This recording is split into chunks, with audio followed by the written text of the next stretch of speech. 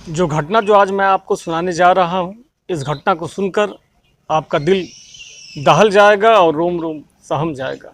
ये बड़ी ही हृदय विदारक एक घटना आई है। जिस बेटे के लिए 5 सालों तक करीब 200 मंदिरों में मन्नतें मांगी थी और उसी को मारकर वह खूंटी पर लटका देता है और बाद में खुद आत्महत्या कर लेता है। आखिर में क्या वजह थी, ऐसा क्यों करना पड़ा उस शख्स को, जिसे अपने पूरे परिवार को वह मौत के घाट उतार देता है। यह बड़ी ही चौंकाने वाली और बड़ी दर्दनाक ये घटना आई है, जिसे जानकर आप भी हैरान और परेशान हो जाएंगे। तो आयुष यात्रा क्राइम चैनल में आप सभी लोगों का स्वागत करते हैं। आशा नहीं, उम्मीद करते हैं कि आप सभी लोग अच्छे होंगे और अपने परिवार का ध्यान रख रहे होंगे। आपसे गुजारिश है कि अब तक अगर इस चैनल को सब्सक्राइब, लाइक, शेयर, कमेंट नहीं किए हैं तो कर लीजिए, ताकि वीडियो का नोटिफिकेशन आपको पहले मिलता रहे।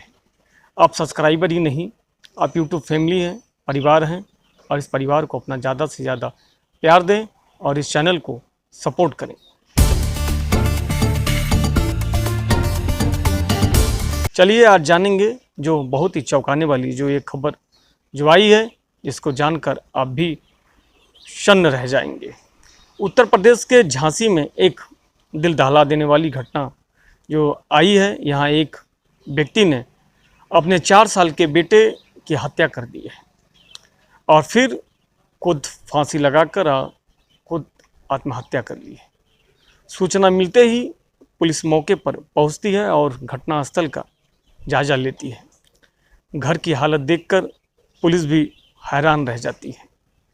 पुलिस ने तीनों शव को कब्जे में लेकर पोस्टमार्टम के लिए भेज देती है।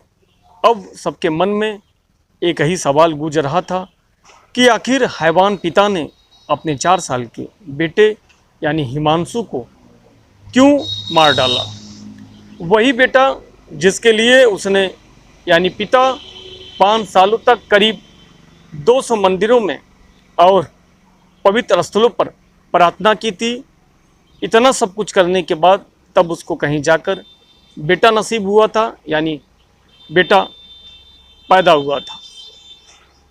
जानकारी के मुताबिक झांसी के पटौरिया इलाके में रहने वाले नीलेश साहू की शादी करीब 10 साल पहले प्रेम नगर की प्रियंका से हुई थी। शादी के 5-6 साल बाद उनके घर में एक बेटा पैदा हुआ था, वो भी बड़ी मन्नतों के साथ और तकरीबन 200 मंदिरों में प्रार्थना करने के बाद, मानने के बाद तब कहीं जाकर उनको बेटा नसीब हुआ था। नीलेश टैक्सी ड्राइवर था और शराब पीने का आदी था, जिसके चलते अपनी पत्नी से अक्सर उसका झगड़ा होता रहता था। 29 मई को प्रियंका के भाई के बेटे का पहला जन्मदिन था, जिसमें शामिल होने के लिए प्रियंका अपने पति नीलेश और 4 साल के बेटे यानी हिमांशु के साथ अपने मायके नैनागढ़ गई थी। जन्मदिन मनाने के बाद वह वापस ससुराल नहीं आई, जिसके चलते उसका अपने पति से झगड़ा हो जाता है और गुस्से में नीलेश अपने बेटे को लेकर वह घर लौट आता है। 1 जून को नीलेश अपने बेटे को लेकर फिर से नैनागढ़ स्थित यानी अपने ससुराल वह जाता है और जाने के बाद उस समय प्रियंका का जो भाई था अपनी पत्नी को लेकर यानी दूसरी बहन के घर गया था और प्रियंका के माता पिता बेकरी में काम करने चले गए थे। घर में कोई नहीं था। इसी का मौके का फ़ायदा उठाकर इसी दौरान प्रियंका और उसके पति नीलेश के बीच झगड़ा हो जाता है। दोनों के बीच धीरे धीरे झगड़ा इतना ज़्यादा बढ़ जाता है कि नीलेश अपनी पत्नी को गला दबाकर हत्या कर देता है। इसके बाद भी नीलेश का गुस्सा शांत नहीं हुआ तो उसने अपने 4 साल के बेटे यानी हिमांशु की भी वह हत्या कर देता है और शव को दीवार पर लगे हुए जो हुक होता है, जो दीवारों पर किसी आवश्यक सामान को या झोले को टांगने के लिए जो दीवारों पर जो हुक लगाया जाता है, उस हुक में अपने बेटे को मारकर टांग देता है और फिर उसने किचन में जाकर कुछ सोच समझ नहीं पाता है इस कदर वह पागल रहता है कि खुद फांसी लगाकर भी वह आत्महत्या कर लेता है। जब प्रियंका का भाई मोनू घर पर लौटता है तो उसने खौफनाक मंजर को जब घर में देखा तो वह उसके पांव तले ज़मीन खिसक जाती है और वह हैरान और परेशान हो जाता है।